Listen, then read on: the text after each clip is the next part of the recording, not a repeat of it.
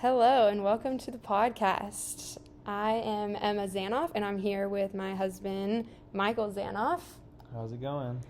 And today we are going to be talking about a book we recently read, Extreme Ownership, by Jocko Willink and Leif Babin, who are two U.S. Navy SEALs. And in this book, they discuss their experiences and their lessons learned, their stories of failures and success as they navigated battle and war. And this book was really interesting and talked a lot about different topics that were really interesting to us, such as taking extreme ownership and full responsibility for your actions. It talked about believing in the mission and making sure that every member of the team understood the why and the reason for the mission. They talked about having an us versus them mindset when it comes to teamwork and leadership. And they also talked about how to admit your failure and your weakness and to display humility. And they wrote this book with the purpose of using these stories, these themes to help other businesses, organizations, other leaders to display successful leadership. And part of their book also was they related a lot of these topics to the application of business, which was really interesting.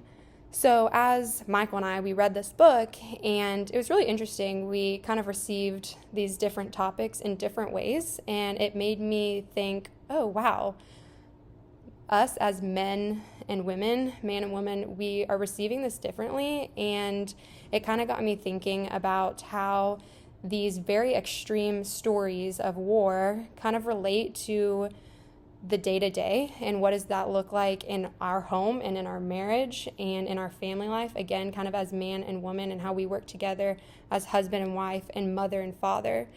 So a little bit about Michael and I. We got married a year and a half ago, and right after we got married, we found out we were pregnant, and we now have our 6-month-old son, Colby. And in these last 6 months and year and a half of being married, we've learned a lot and have seen how we work together in the ways that we've failed and succeeded in our teamwork. And raising a child, we've learned, takes a lot of teamwork. And so in this podcast, we kind of just want to talk about how this extreme ownership concept applies to marriage, to family life, to raising children, because honestly, I think that a lot of this is learned in the home, right? Like, this book the purpose is for CEOs and business leaders and whatnot, but what does this look like when we raise our children at the very foundational level? And I think it's really important to talk about. So we're going to kind of share our experiences and talk about the book.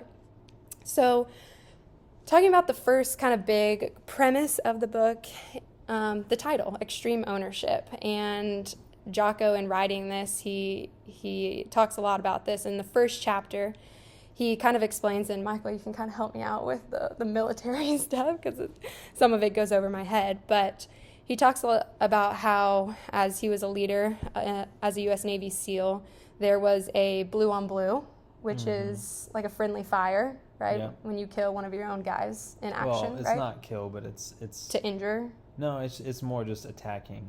Okay. Like you mistake them for the enemy, and so you engage thinking it's a threat, but actually you're on the same side. Yes. And luckily nobody was killed. And Jocko, in this, he talks about how he was like, oh my goodness, like, I just messed up. Like, this is what you don't do. And everybody was like emailing him like, what the heck, man? Like, why did you let this happen? I guess real quick, initially, I don't think he recognized that it was his responsibility. Like, I think he spent a while thinking through. He was like, okay, like, what went wrong here? Yes. You know, he was thinking back through all the steps of, like, who was involved, who's responsible, who messed up. And he just kept kind of going through this circle. And then eventually he realized, like, at the end of the day, like, as the leader, he was the one that was responsible. Right. Yeah. Right. And, you know, for whatever reason that might have been, if he didn't communicate to his team or they weren't trained well enough. And anyways, he did the hard thing and sat in front of other higher ups and admitted his failure and mistake. which is obviously really hard to do. And so I think in thinking about how this theme kind of relates to marriage and to our family life, Michael, is there a time when you have experienced this, where you've made a mistake and been scared to admit it, or you're trying to blame someone else, but at the end of the day realized that it was your fault and you had to take responsibility? I think there's kind of a simple example. I think like a lot of these examples, whenever you think about marriage and family, I feel like a lot of times it boils down to a lot of little things that, if you don't control those little moments well, it just causes tension. It creates problems, and it can divide, husband and wife and those in the marriage. And so I think like a simple example, every time we're heading out the door, it's like we always have to make sure that we get Colby's milk. And that's like something we can't go 4 hours without making sure Colby has his milk to be able to eat. And so it's, as long as there's a big rush to get out the door and we get in the car, and then it's like, okay, we're taking inventory. What all do we have? Do we have everything? And then, we're 2 minutes down the road and it's like, okay, like we don't have the milk, and it's like in that moment, it's like, okay, who's at fault? Like who forgot the milk? Was it me or was it Emmy? And like, I feel like that's initially where your mind goes, but then you recognize it's like, okay, like we are on the same team. Like we're working together. We're trying to accomplish the same thing. Neither of us wanted to leave the milk, right? So it's like casting blame or getting angry is just somewhat pointless. It's not gonna solve the problem. And so it's like, that's like a moment where it's like, okay, we're gonna go back. We're gonna get the milk. I'm not mad at you. You're not mad at me. Like we just both have to own up and be like, we forgot the milk. And I think that's the critical thing is we forgot the milk. It's not you forgot the milk, or, you're not casting the blame. It's just like, as a team, we got to go solve this issue. And it's, starting with the simple things. If you can view it that way on the small fundamental level, like whenever big challenges come, you're able to handle them as a team. And so that's like a simple example, but I think it kind of sums up the idea of just taking ownership and not allowing the little things to divide. Right, for sure. And I think there's been a lot of times when it's a stressful, tense situation and we just have to say the words out loud, like we are on the same team. And whatever is, our emotions are building up, and to just like take a deep breath and remind each other and remind ourselves that we are on the same team is really important and has been really good for us. And I think also one thing that I thought of as you were talking is just like how we are an example for Colby and for our future children, God willing, that they are going to see this and learn these lessons from us first and foremost and in the home. And how do we want our children to see us speaking to each other? And like we can practice now and get into the habit now of saying, I'm sorry, and the other one saying, I forgive you, and speaking that and being very intentional about how we act and speak, especially in, stressful situations or when emotion might get the best of us.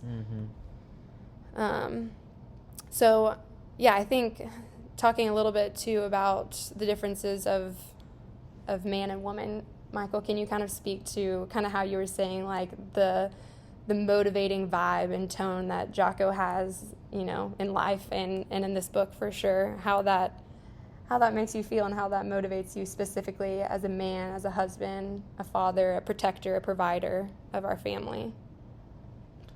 Yeah, I think definitely the tone of the book is more appealing to the masculine. Just the military themes, the kind of more radical situations and scenarios, and I think just the way that he speaks, he's very, very direct, and he's not going to soften anything. And I think a lot of men appreciate that direction, whenever they're spoken to, whenever they're encouraged, motivated. And I think it just gives you a sense of gravity of the situation. And I think for men, especially, men that are fathers and leaders, it's important to really understand and kind of accept the level of responsibility and like the gravity of the roles that you're placed in. So like as a father, it's like, yeah, at the end of the day, I'm responsible for providing for my family, like physically, like monetarily, spiritually, in a way, like leading. And yeah, it's like if I go forward 20 years and I look back on the people or the kids, my kids, and like what they've become, and Emmy, my wife, like how has she been led over these years, and is understanding that like I have a huge role in that formation process.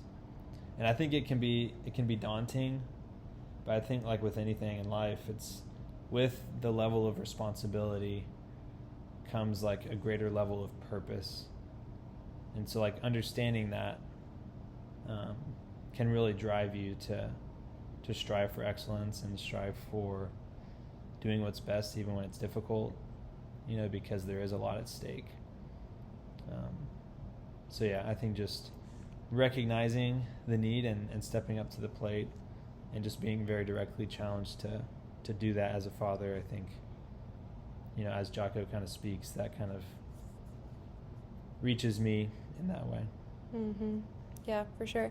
I will say, I think for me, it was a little bit more of like, oh my gosh, this is so extreme and so radical, and I personally don't operate in such extremes. And so it was just interesting. I was like, well, in this example of like in teamwork and accepting the responsibility and the success and the failure of the team is on me. And it's like, well, at what point, can you just say like, no, I should be able to trust my teammates and the members of my team to like do their thing, and it is their fault.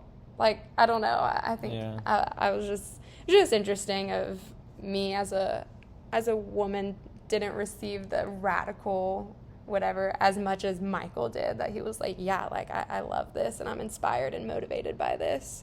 I was a little bit more skeptical of it.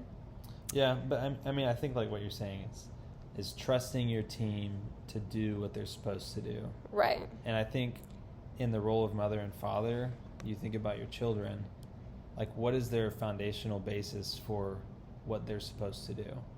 Like that comes from us. Mm-hmm. I think maybe whenever you think about it in the business world, it's a little bit different because you have this guy, he's had 25 years of life, he comes into your job and you're managing him, and he's got all this, baggage, whatever you want to call it, that's like keeping him from being a good employee. It's like, okay, maybe there's not a lot of control you have, but it's like, as mother and father, I think there is a greater responsibility to instill the values that allow that team member, if you want to call it, to perform the way in which they should. Mm-hmm. And I think, yeah, if there's a deficiency, it can almost directly be traced back to the mother and father, in this situation. Mm-hmm. Yeah. So I think it is extreme, but also I feel like if you don't give it that gravity, you might not take it as seriously as you should. Yeah. Yeah. And so, depending on the situation. Mm-hmm. But yeah, for sure. So, kind of going off of that and just talking about the teamwork between, mother and father and us being a team and raising a child, and also just in our marriage. Another big thing that Jocko talked about in his book was believing in the mission and making sure that every member on the team knows the purpose, knows the why behind the mission. And not only is this like, oh, they're aware of the purpose and they can do it, but so that they're convicted of it and that they make actions, more intelligently, more prudently throughout whatever they're doing. And I think he was also talking about how the members are just much more likely to comply with whatever tasks that they're given, to do them well if they understand this why, which absolutely makes sense. And one thing that I was kind of thinking about as I was reflecting on this was it sounds a lot about So it sounds like Ephesians 5 in the Bible. And Ephesians 5:25 says, "Husbands, love your wives even as Christ loved the church and handed himself over for her." And it says, "Wives, submit to your husbands." And I think it's interesting that, Ephesians 5, it gets kind of thrown around and sometimes gets a bad rap in society because many people, and especially women, view this as like, oh, well, am I less than my husband? And which is really interesting, just like that word submit and how our society views that negatively. And I think if you break down the word submission, it literally means to be under the mission. And so it poses the question, okay, well, what is the mission then of the husband? And if you continue reading in Ephesians 5, it says the mission of the husband is to love their wives, to lay down their life for their wife just as Christ did for the church, and to love their wives as their own bodies. And says all this about how the husband should sanctify her, and which I think is so beautiful. And as a wife, I'm just like, wow, yes, like I will be first in line. I will absolutely be under the mission of my husband if that's his mission. And I'm convicted of it. I want my husband to be the leader of our family because I know what this mission is, and I want it and I desire it. And so, yeah, I think, like I was saying, in our society, in the surface level, it's like if I maybe had pride and I was like, no, like I cannot be less than, or even like I want to be the leader. I want to be in charge and in control, which is hard for me sometimes. And I think for a lot of women, they desire control. And there's a lot of times where, I come back to Ephesians 5 and think, okay, like my husband is innately a leader and has these God-given qualities to be a leader, and I, as his wife, am under his mission and desire to be under his mission. And that is how we will get to heaven and achieve sainthood, which is our ultimate desire in our marriage and with our children as well. Michael, what are your thoughts on this? Yeah, I mean, I think as you were kind of saying that, I was just thinking about like practically maybe how it looks. Just thinking about like leadership in general, I think there's probably a lot of things where, a wife might say that she would desire leadership from her husband in XYZ, or maybe like some specific areas, but like not other areas, or she wants to be in charge of this and he's in charge of that, this like delegation of leadership. And I think we could all argue that like whenever things really go bad, like think about it, just like a crazy situation, and it's like you need a leader, right? You need someone to step up, and you need someone to like take control over the situation. And I think that's a moment where it's like, yeah, it really is the husband's duty to like take charge, especially like if the family's safety is at risk or anything like that. You think about these extreme situations. But then you think about, if you look at the marriage day to day, and maybe the wife is always like, oh no, like let me just handle this, let me handle that. And if the wife is in charge of all the little things and isn't giving the husband the opportunity, the chance to lead in little things, whenever it really comes down to the moment of we need leadership, like this is the moment, I need you to step up. And it's like, well, I don't know how to do that. Maybe it's like you don't know how to do that because you haven't been given that opportunity to grow in your ability to lead.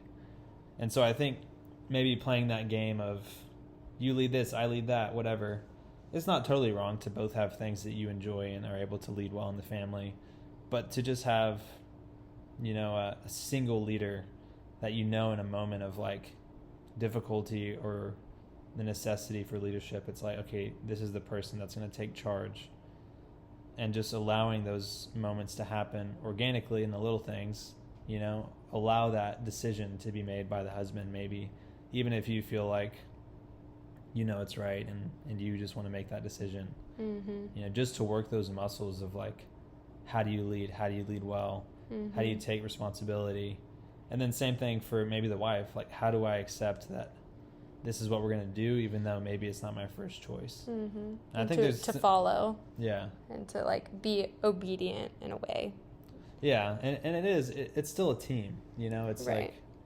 Like, it is still a team. It's still a decision, and there still can be discussion, right? It's like, I think we should do this, and you can discuss it, but yeah, just kind of allowing that leadership to grow. And I think like looking again at like natural qualities that you have versus that I have, and this isn't true for every man and woman, obviously, but I do think there's a lot of times when we recognize this, that I am definitely much more emotionally charged, and I'm indecisive, and I'm thinking about how this could affect everybody, and I want to please everybody, and that leads sometimes to like just chaos in my brain, or like indecision, right? Stress, which like, you know, in severe circumstances could really do harm, right? And I think Michael he's very steady. He's very steadfast. He's able to stay calm in stressful situations. And Jocko even talks about this. He has a whole chapter on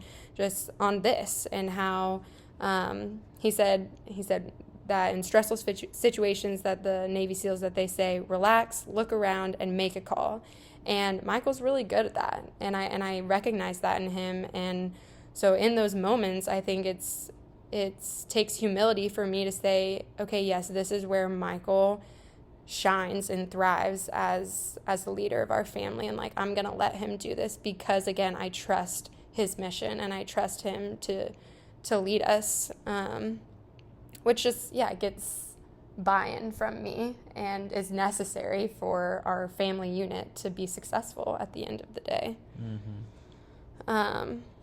So in all, this book was really interesting and presented a lot of really good themes, that as we were reading it kept leading us down these conversations of, well, how does this play out in our marriage and in our family? And so we wanted to share just a little bit of the conversations that we had, and hope that this kind of sparks other conversation for other maybe marriages and families, and just something to think about. Do you have any last thoughts, Michael?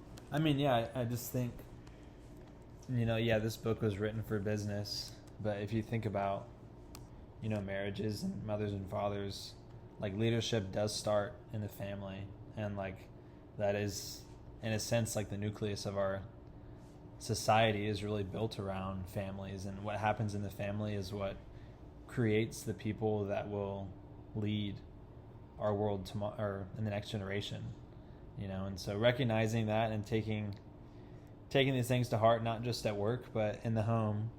I think if you can be a good leader at home, that'll translate, and if you're a good leader at home, then your kids will see what it means to lead, and they'll hopefully take on the same trajectory and do the same for their own kids. So I think it's important to just talk about this in the aspect and perspective of a family, because that's where everything starts.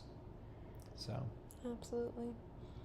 Awesome. Well, thank you all for listening, and maybe we'll be back with part 2.